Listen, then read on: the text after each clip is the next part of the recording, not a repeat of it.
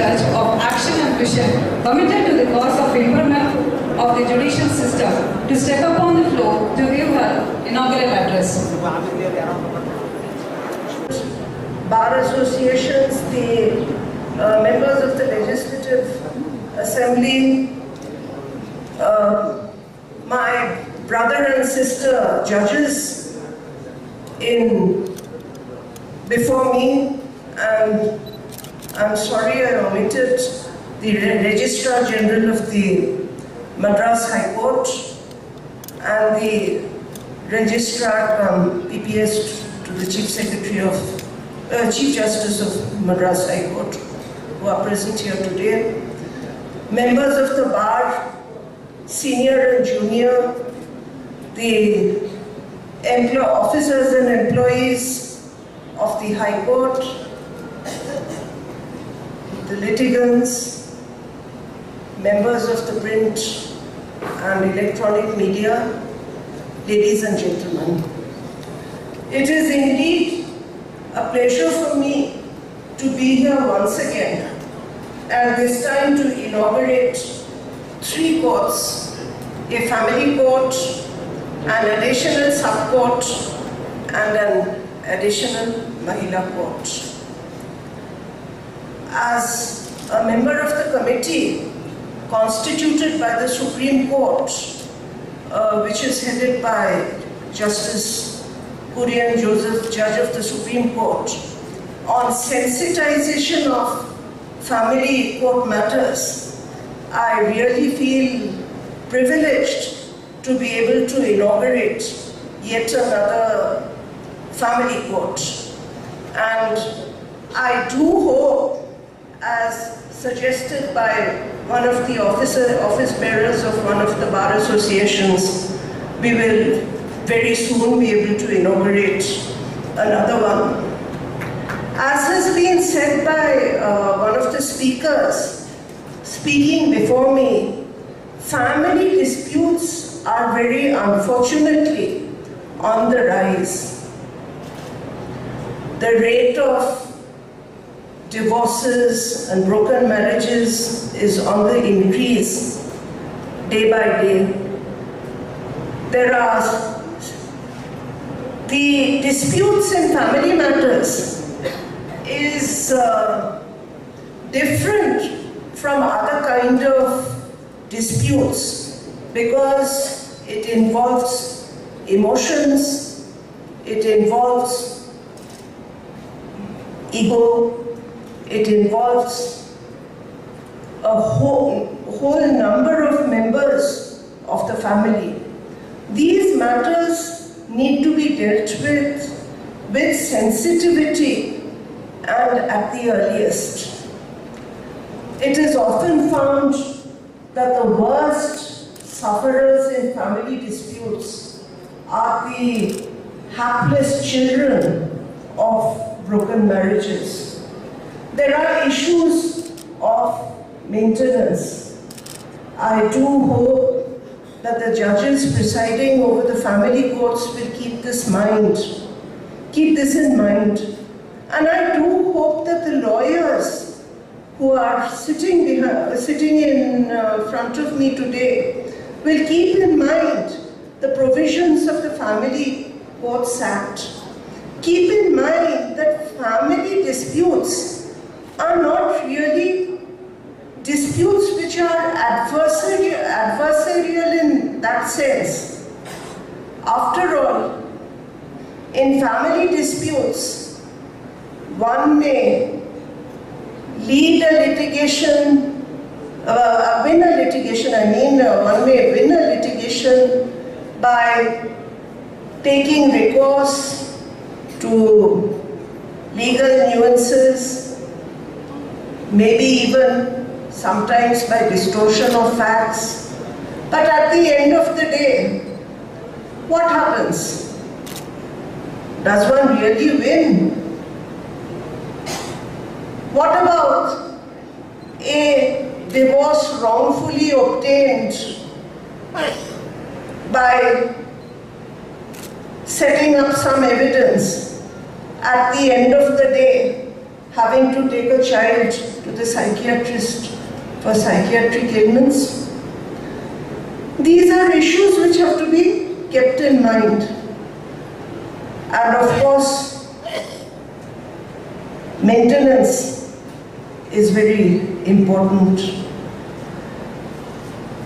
In family court matters, quick disposal is absolutely essential. There may be some situations where a marriage may have broken down irretrievably. In such a case, there may not be any purpose in unnecessarily dragging the matter. If a case of maintenance takes 3 years to dispose of, what happens to the poor child or the poor woman seeking maintenance? Then it is justice denied so far as that woman is concerned, so far as the child is concerned. Lawyers have an important role in explaining to their clients. The aim should be to resolve disputes amicably. If the marriage cannot be saved, then let there be an early end to the marriage. If there is a possibility of saving the marriage, try and save the marriage, try and save the family. The lawyers who appear before the family courts, their role is more of a counselor, their role is of an amicus curiae. They are friends of the court, helping the court to render justice. Similarly, the additional Mahila court will deal with atrocities, crimes against women. And then the sub-court, as my previous speaker said, that justice really begins at the grassroots level. And these 3 additional courts will help us to secure justice for more and more people. We in India, we are very fortunate to have a very rich and vibrant constitution. And in this constitution, there are 3 very important pillars, and the judiciary is a very, very important pillar in democracy. This hardly need be said. The basic attributes of the judiciary are its independence, its impartiality, and its integrity.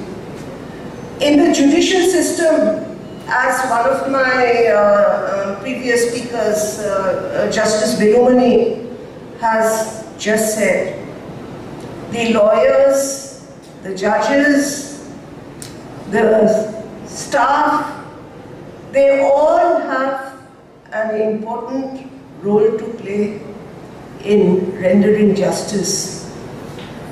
One of the speakers, Thiru Ganesan, expressed concern about preservation of the dignity and the majesty of the court. To preserve, we have to preserve the dignity and majesty of the court by our conduct. As I have all through been saying, I joined as Chief Justice of the Madras High Court on 5th April. But even before 5th April, before I joined, I was a visitor to the state of Tamil Nadu almost every year, if not every year, at least every second year, I was visiting this state. I am enamored by the people of Tamil Nadu, their heritage, their culture, the richness of the oldest surviving language, the literature, the history, the culture, and what not. I must say that I love this state. I came here, I was very happy. I was very happy when I was appointed Chief Justice of Madras High Court, and I do hope you will not send me away so soon. I'm quite happy here. I'm still here. Thiru Ganesan was rightly concerned, perhaps, about criticisms. Now, very honestly speaking, I do not get time to watch the television. The Registrar General sitting in front of me, who is in my residence with files, often till 12 o'clock, will bear me out. But yes, my attention was drawn to it, and a request was also made to me to initiate contempt proceedings for lowering the dignity and the majesty of the court. I think, of course this is my personal opinion, I don't think we judges, we need to be unduly sensitive about the criticism by one or two deviant litigants. We have to save the dignity and the majesty of the court by our own conduct, by our own work. As I have said, and I keep saying, that the people of Tamil Nadu are educated, they are erudite, they are well-read. So far as judgments today are concerned, they are all posted on the website. The judgments are reasoned. It is for the people to read and for the people to decide. So far as the judge is concerned, once the judgment is rendered, the judge becomes functus officio, and there is not even any scope for a judge to explain one's judgment. That is not to be done. It is the judgment which speaks for the judge. But possibly the very fact that there has been a split verdict shows that this judiciary is independent. This judiciary decides as per its conscience. We judges, we fear none other than the Almighty. We decide as per our understanding of the law applied to the facts of the case. And we may be wrong. If we are wrong, there is an appellate forum to correct us. And I don't think we need be unduly sensitive to the criticism of one or two deviant, unsuccessful litigants, or maybe even some news channels who may be having their own business interests. But since I do not watch television, I have no personal knowledge of what goes on in the television. Now, I think the time has come where we have a more service-oriented approach. The approach of all of us, be it the judges, the lawyers, the members of the staff, it should be to bring more people to the courts and to ensure that more people get justice from these courts. If we adhere to certain norms, if we live the kind of lifestyle that is expected of judges, the respect to the judiciary will be maintained. We have to be true to our conscience, we have to be honest, and the life of a judge is in a way the life of a hermit, where it should be work without fear, without favor, and without being troubled, without being swayed by any attempts to interfere with that independence of the judiciary. It is important for us judges to remember what you call the hazards of profession. And it is also important for us to remember that it may be possible for us to be very objective, but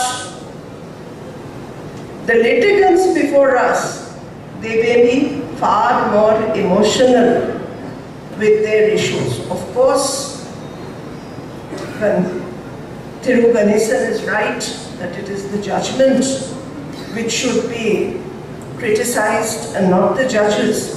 But I think right-thinking people in an age of information, in an age of social media, those who want to know, they keep track of the lifestyle, the kind of lifestyle that you lead, and what possible personal interest that a Chief Justice who is posted from outside, who does not belong to that particular state, and who will be in the state only for as long as she is in office or he is in office, and who will leave on date of retirement or on date of transfer, as the case may be. Any right person, right-thinking person, any person would know that what personal interest can the Chief Justice have, because the Chief Justice is not even a local person belonging to the state. And I repeat and reiterate, this fact that there has been a split shows that there has been, it shows the independence of the judges, and there is no reason to suppose in advance that one judge, the third judge, will decide this way or that way. We can reasonably expect that the judge will decide as per his or her conscience, as per his or her understanding of the law, applied to the facts of a given state.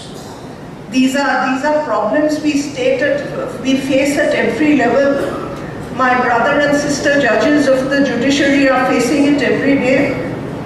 And I know, because all the various complaints are often addressed to me, but if your conscience is clear, that is what is most important. So you have to lead a lifestyle of a judge, which means be restrained. The dignity of the judiciary lies in its restraint. Be dignified. Dignity means dignity in your lifestyle, the way you behave. Work hard. Dispose of cases. give reasoned orders, and you will be able to sail through. I appeal to every one of you present here that have a more service-oriented approach. We exist for the litigants who come before us, and I do hope that we will be able to ensure speedy justice of good quality by our effort, by our hard work, with the assistance of the lawyers. Talking for myself, I can say that some of the best judgments that I have delivered has come with the assistance of the lawyers. So the lawyers should be fully prepared. They should try not to ask for adjournments unless it is absolutely necessary. Assist the judges to render justice. I also appeal to the lawyers, as I have always done, to spend some of your time for those who may not be able to professionally engage you. People who may be knocking the doors of justice, please come to the assistance of the District Legal Services Authority. In the recent past, the scope of activities of the Legal Services Authority has also increased. Earlier, the legal services authorities confined themselves to court litigation, to providing legal assistance by engaging a lawyer, and maybe holding some lok adalats and holding some camps for sensitization of the people. But now, particularly after 2015, when NALSA, the National Legal Services Authority, framed 7 schemes under which these legal service authorities become a kind of platform between those seeking justice and the authorities who render justice. As we all know, that when we talk about rendering justice, it is not just the courts which render justice. The courts interpret the law. The courts adjudicate disputes. But it's the parliament which enacts the law. It's the executive which interprets the law. And the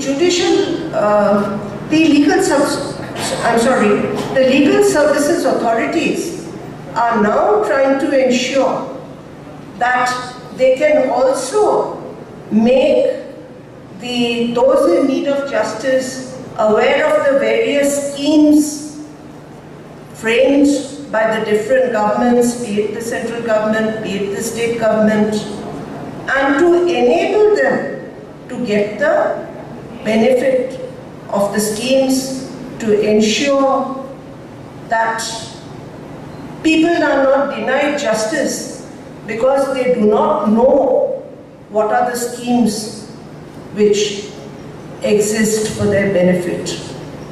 We now have various schemes for victims of trafficking, victims of disasters, the transgender, so on and so forth. So I appeal to you to come behind the legal services authorities. You will be paid some remuneration, may not be as much that you might ordinarily be commanding, but we can give something back to society, and I'm sure we'll be blessed, and that will be our real bank account when we are able to wipe some tear from some eye by our individual sacrifice. I think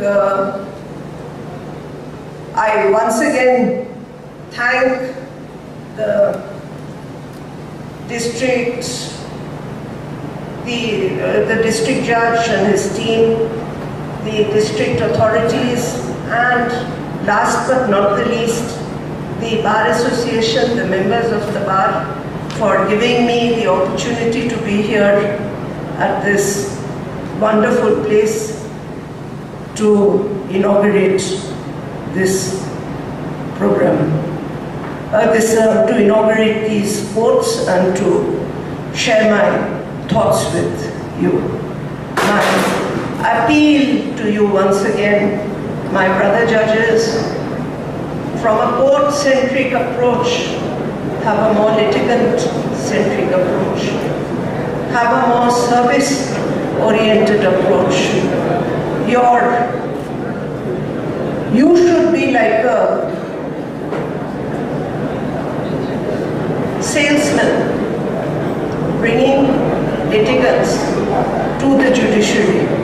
Thank you very much. உண்மை செய்திகள் உடனுக்குடன் எங்கள் சேனலை like பண்ணுங்க, share பண்ணுங்க, subscribe பண்ணுங்க.